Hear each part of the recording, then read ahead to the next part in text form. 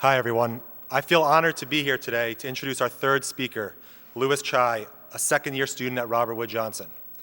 Louis grew up in Bedminster, New Jersey, and graduated from Brandeis University. At Robert Wood Johnson Medical School, he's involved with Promise Clinic, Physicians Wellness Initiative, and AMA. He enjoys playing intramural sports and traveling when he can. Most recently, he spent 3 weeks in Peru on a medical mission, working in the foothills of Machu Picchu. He is interested in surgery or emergency medicine currently, but is still exploring other clinical specialties. He is looking forward to the next few years and where it takes him. The first time I met Louis was about a year ago in this exact room at the accepted students ceremony. Without him even realizing it, our 15-minute conversation by the food table right over there made me certain that Robert Wood Johnson was a medical school for me. He inspired me then, as I am sure he will inspire all of you right now. So without any further ado, please join me in welcoming Louis Chai.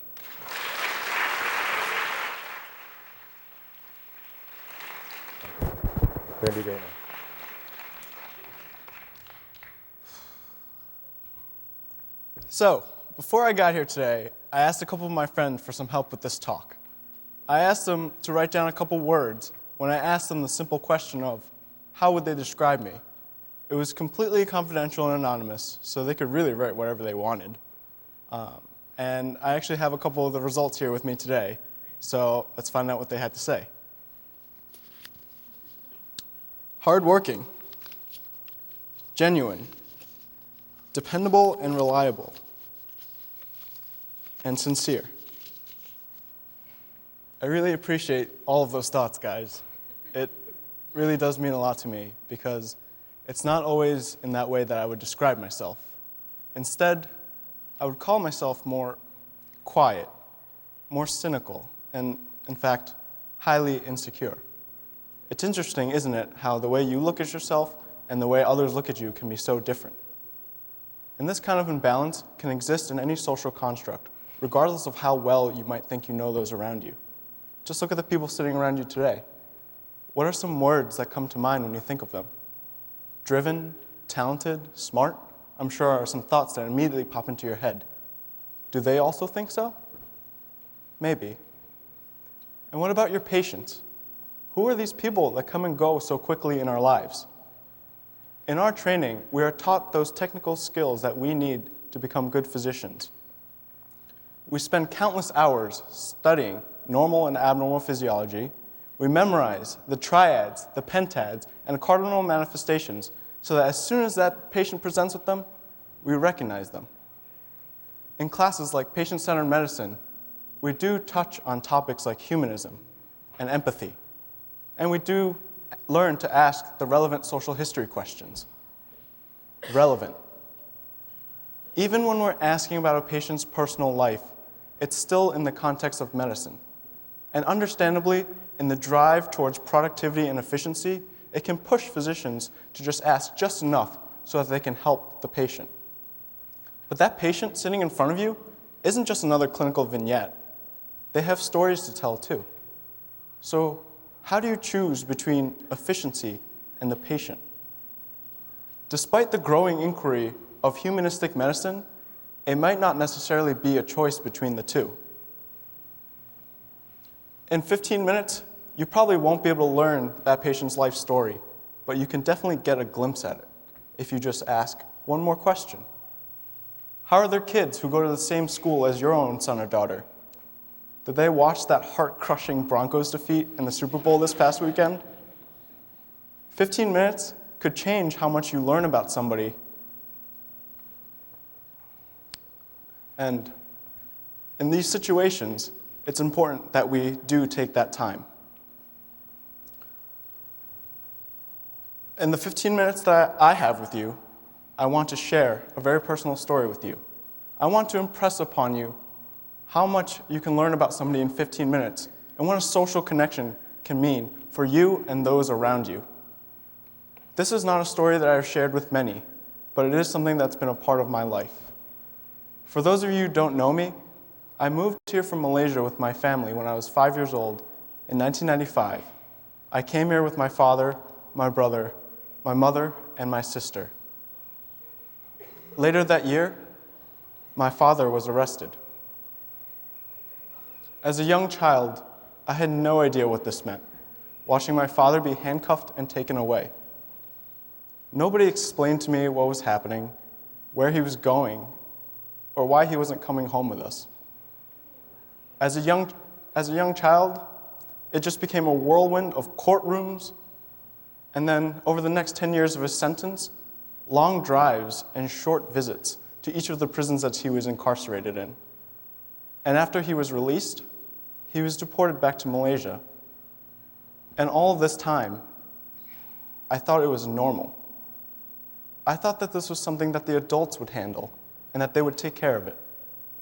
When I was old enough, I would understand what was going on when it was my time to know. Of course, this is not normal, and what I did come to understand was the ripple effects of what it had on my family. Because of the situation, my mother became a recently immigrated single parent who was left to take care of 3 growing children. She was forced to work many hours a week to take care of us, to put a roof over our heads, and to put food on the table. She was working when I went to school. She was working when I came home from school. She was working when I went to bed at night. Her main priority became us, and our main priority became taking care of ourselves. And for my brother and sister, who were 13 and 12 at the time where we came over, this was much easier, as they were at that stage of life where they were ready to take on more responsibility and come into their own through their social pursuits. And so, where did that leave me? Alone. Was I physically alone? No. But with my brother and sister at a different stage of life, and my mom always working, I was left to grapple with something that I was far too young to understand. I didn't know how to handle it, but I, like the rest of my family, had to learn how to manage in a wake of a family torn apart. And so, I learned to heat up the food when I needed to eat. I did my homework when it needed to get done. And I got myself to and from school when there were buses available. Despite being alone, this really did seem like a normal life. For the basic necessities, I could manage. And surprisingly, what was most difficult wasn't at home, which was the center of all the change, but what came outside of it. When I had to interact with other people, it became starkly apparent what I was missing. It wasn't just that my dad was in prison or that I had lost a parent due to unfortunate circumstances. It was the domino effect that was created by my father's imprisonment that resulted in the lack of presence from my mother and essentially took away everything that came with a normal family life. One of my favorite occasions when I was in elementary school was to celebrate a classmate's birthday. The parents would come in with their home-baked goods, and we would get a break from school. I looked forward to this because it was a way for me to vicariously celebrate. Even though my birthday was in the summer, the teacher would always put together a date where all the summer babies could celebrate. And every year, I would secretly hope that my mom would be able to come in. But she never could. Although I was able to still bring in the store-bought baked goods, I never had the opportunity to snap a photo with my mother next to me like the other kids did. And of course, this brought on the questions from the inquisitive young minds around me of where was my father when I told them that my mother was unavailable. Caught somewhere between not knowing and just simply being embarrassed. I didn't know how to tell them that my father was in prison.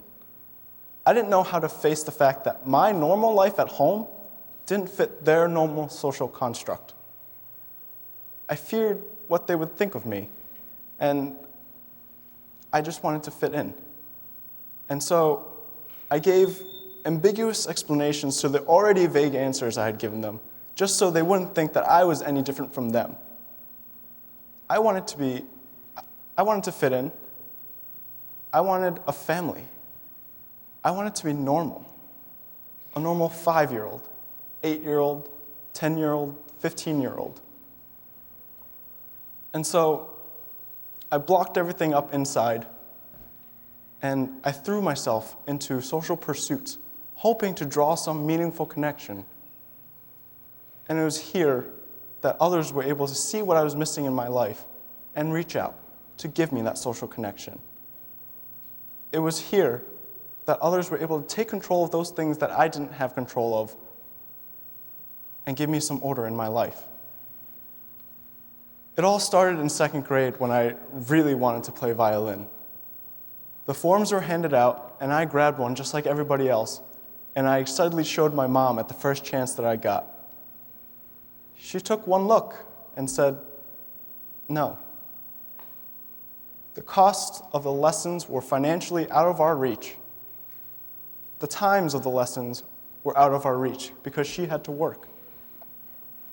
I protested, but being a young child, I still didn't understand that just because other kids could do it didn't mean it was easy for me as well.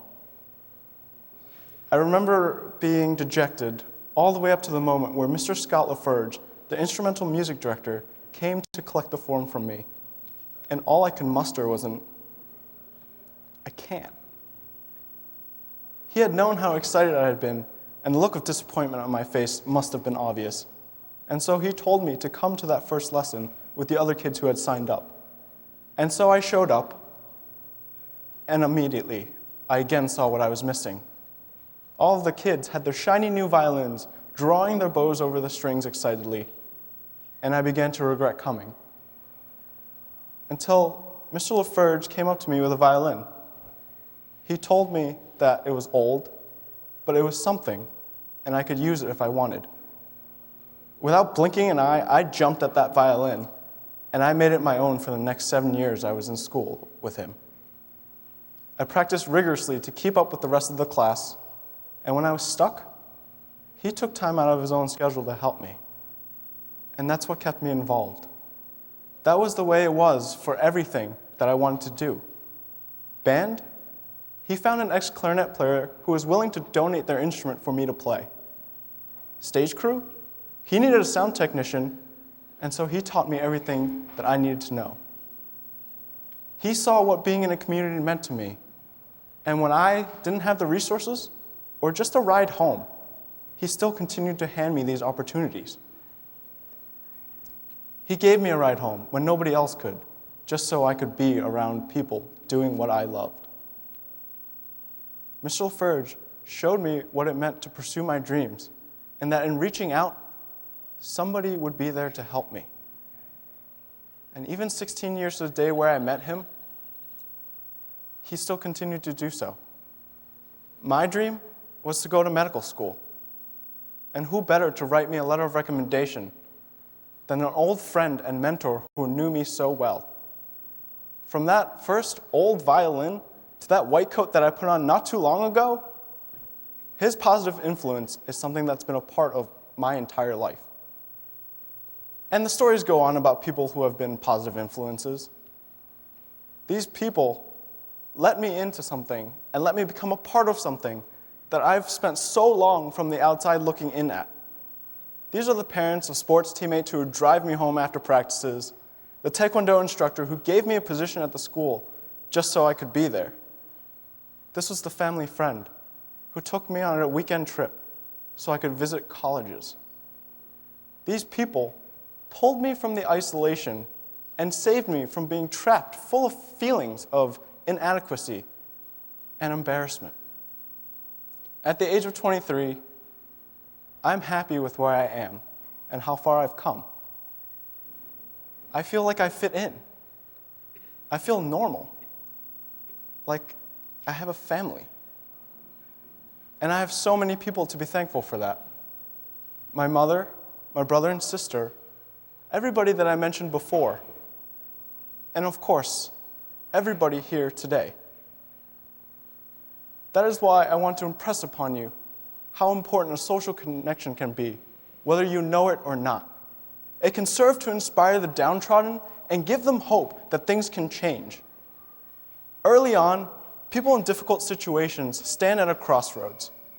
They feel that they have to take control of their lives when nothing seems like it's in control. They feel like they have to make a decision to get out, to change, or just to be heard. Down one path here are all the stories that are a quick Google search of troubled past away. These are the people who turn to drugs to escape, the people who join gangs just to be around other people. These are all people, thoughts, and ideas associated with the idea that there's nothing left but to act out. Mental health, lack of family support, or social isolation, whatever the cause might be, hardships big and small can drive people down these paths. And while they're not always preventable, they can be influenced. We don't know who's standing at these junctures at any time, but our demeanor and the way we act towards others can change how they react and think. There was a story published in the New Yorker not too long ago about the suicides at the Golden Gate Bridge. Although many have taken their lives there, there's one particularly haunting account of a man who lived alone. When the examiners searched his home, they found a note with a message written on it that was meant to resonate with everybody who heard his story. It read, "I'm going to walk to the bridge today. If just one person smiles at me, I will not jump." There wasn't one smile. It's amazing to think what a simple social gesture could have done to change somebody's life. And that's the other half of that same Google search, the success and inspirational stories. I mentioned the Super Bowl earlier. Demaryius Thomas, a wide receiver for the Denver Broncos, just played for his first championship. His two biggest fans watched him from the dormitory of a prison. His mother and grandmother, who had been there since he was 11. So what drove him to the top? You could argue that hard work and resiliency pushed him there, but I think that's only half the story. His family took him in and supported his talents in football and allowed him to continue throughout his tenure in college. He had people around him to inspire him, to guide him, and to give him opportunities to thrive, much like the people that I had around me growing up. I think it's important to stop at this point and make one thing clear. Not everybody has a story that they're hiding or are waiting for us to ask the magic questions to elicit hidden secrets. But I think that we in this field, however rare those situations may be, need to be conscientious of it, more to build that social connection than to find those hidden secrets. Imagine what you could do in 15 minutes to do that. Just one more question. Then imagine how that connection could grow in each subsequent 15 minutes that same patient comes back to see you. All of a sudden, a 15-minute conversation becomes a powerful tool that we can utilize to help others. And this ability to be a positive influence is an unorthodox power that we all have within us and that we should use as doctors for our patients and as friends for those around us. We are all capable of these everyday actions. Just a smile that we can forget about in the rush of our daily, busy lives. We are all capable of driving a friend home when they're stuck, even if it's a little bit out of our way. We can all be role models and inspire those around us to pursue their dreams. We can all be the family and support network for those who didn't always have one to fall back on. We can all be the catalyst that helps others come into their own, to become somebody who's resilient, kind-hearted, makes time to help others no matter what, loyal, great judge of character, sincere, a great friend, and not somebody who's embarrassed and insecure. And why does a self-proclaimed cynic believe these things? Because you already have. For me. Thank you.